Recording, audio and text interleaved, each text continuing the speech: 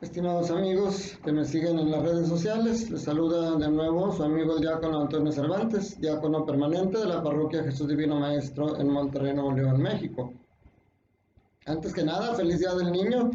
Hoy aquí en México estamos celebrando el Día del Niño. Les mando un abrazo y mi bendición a todos los niños de todos ustedes para que dentro de la contingencia pues no dejen que pase desapercibido este día para ellos. Háganle por ahí una fiestecita sencilla, sobre todo demuéstranle todo el amor tan grande que le tienen y háganle sentirse amado dentro de una familia cristiana.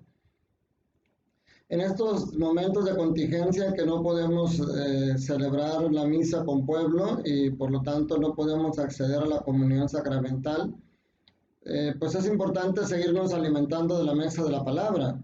Normalmente en la misa, antes del sacramento eucarístico, antes de pasar a comunión, primero pasamos a la mesa de la palabra, donde nos alimentamos de la palabra de Dios.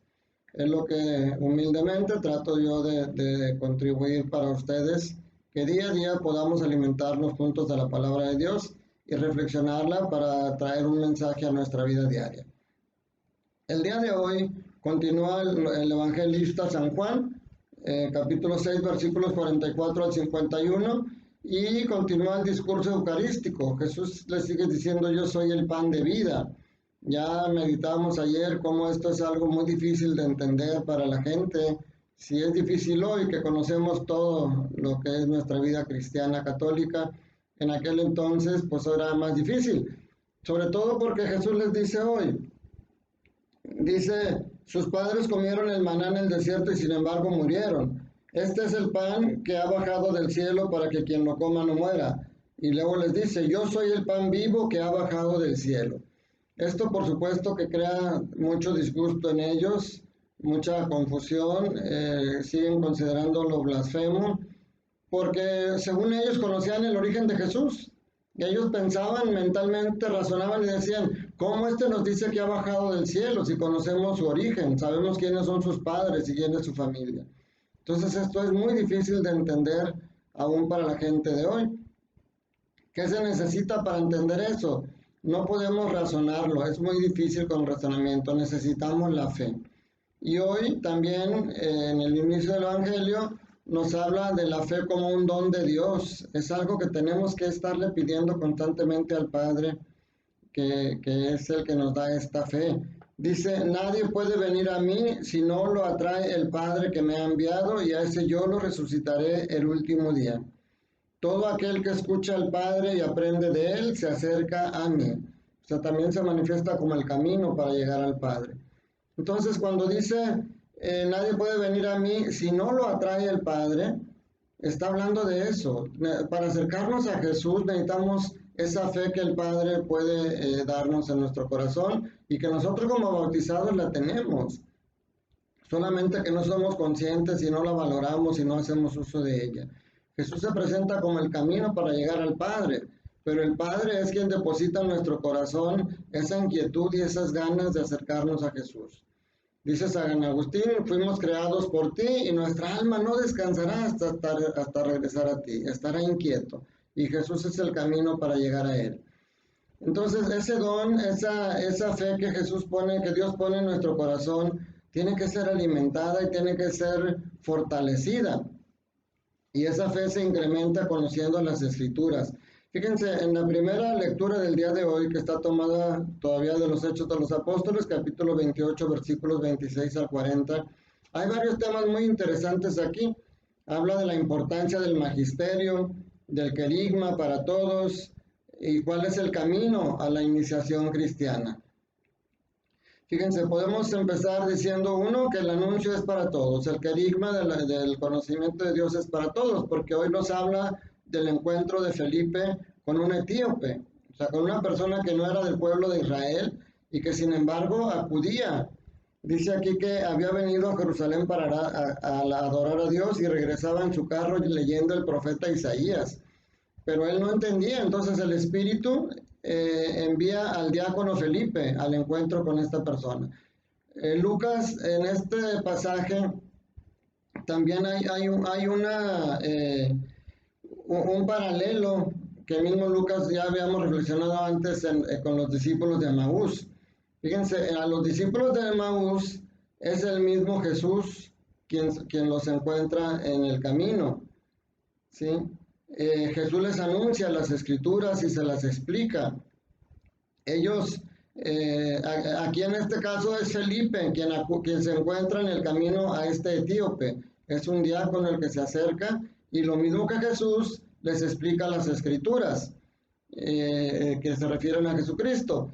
En el caso de Jesús, la conversión de los discípulos que entienden, por fin, dicen, con razón nuestro corazón ardía cuando nos explicaba las escrituras, y finalmente lo reconocen en la fracción del pan. O sea, ese encuentro de Jesús con los discípulos de Emaús termina en un momento eucarístico, o sea, termina en un sacramento.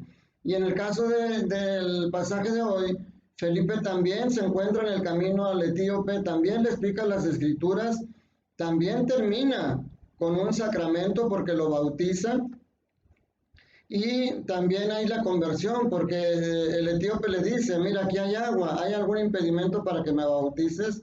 Y Felipe le dice, no, si crees con el corazón. Y el etíope dice, creo que Jesús es el Hijo de Dios, y entonces es bautizado. Aquí podemos ver esos 4 pasos de lo que es el camino de la iniciación cristiana.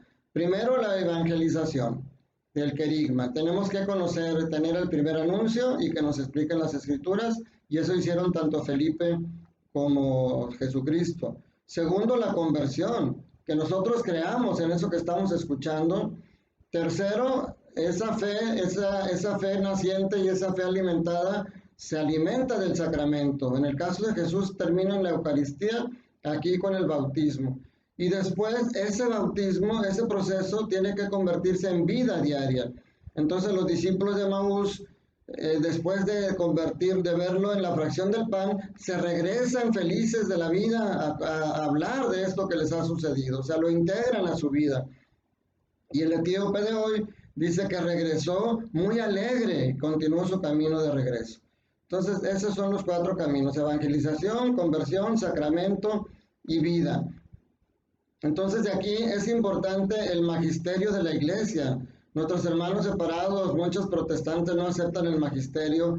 Sin embargo, ese fue el problema cuando Lutero hizo la transcripción de la Biblia y pusieron como un estilo en ellos la sola escritura, o sea que no era necesario que nadie te la explicara.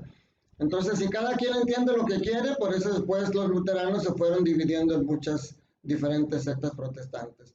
Nosotros como católicos sabemos que hay pasajes de la escritura difíciles de entender y necesitamos el magisterio de la iglesia, así como necesitó este etíope alguien que se les explicara, y el magisterio que son los sacerdotes, todas las encíclicas de nuestros papas, los escritos de los santos padres, son situaciones que nos ayudan a entender las escrituras. Entonces, esto es la importancia del magisterio y de la jerarquía, porque miren cómo Felipe, que era diácono, solamente bautizó a este etíope. En cambio, Jesús, que es Jesús mismo, hizo el sacramento de la Eucaristía. Es algo que el diácono no puede hacer. De hecho, todos los conversos que Felipe bautizó en Samaria, después fueron los apóstoles a imponerle las manos y a confirmarlos en la fe. El diácono tampoco puede hacer el sacramento de la confirmación, solamente el obispo. Entonces, este pasaje también nos enseña tanto la importancia de la jerarquía de la iglesia como la importancia del magisterio de la iglesia. Entonces, ojalá, mis hermanos, que sigamos este camino de Pascua, este camino de alegría de Jesús resucitado, que ese primer anuncio, ese querigma, lo sigamos teniendo día a día. El querigma no es solamente la conversión para un solo momento. Nosotros día a día tenemos que manifestar con nuestra fe esa conversión. Saber que pertenecemos a una iglesia fundada por Cristo y que los sacramentos, si bien ahorita no podemos acceder a ellos directamente, podemos, si seguimos viendo en las redes sociales, las misas, en las diferentes parroquias que lo están transmitiendo, hacer una comunión espiritual. Entonces, mis hermanos, que Dios los bendiga, que sigamos creciendo en la fe, que sigamos alimentándonos de Dios, para nosotros también poder llevar incremento espiritual a nuestros hermanos a través de nuestras palabras y de nuestras obras. Mis oraciones del día de hoy para todos los enfermos del coronavirus, para que el Señor los ayude a salir adelante. Mi oración por todo el personal de salud que está atendiéndolos, tanto médicos, enfermeros, camilleros, incluso aquellas personas que los bañan, que les dan de comer. Todos ellos elevo mi oración para que el Señor los cuide y los proteja, especialmente por la doctora Lisbeth Narváez del Hospital 21 del IMSS aquí en Monterrey, para que el Señor le siga dando esa fortaleza para que siga dando testimonio de fe.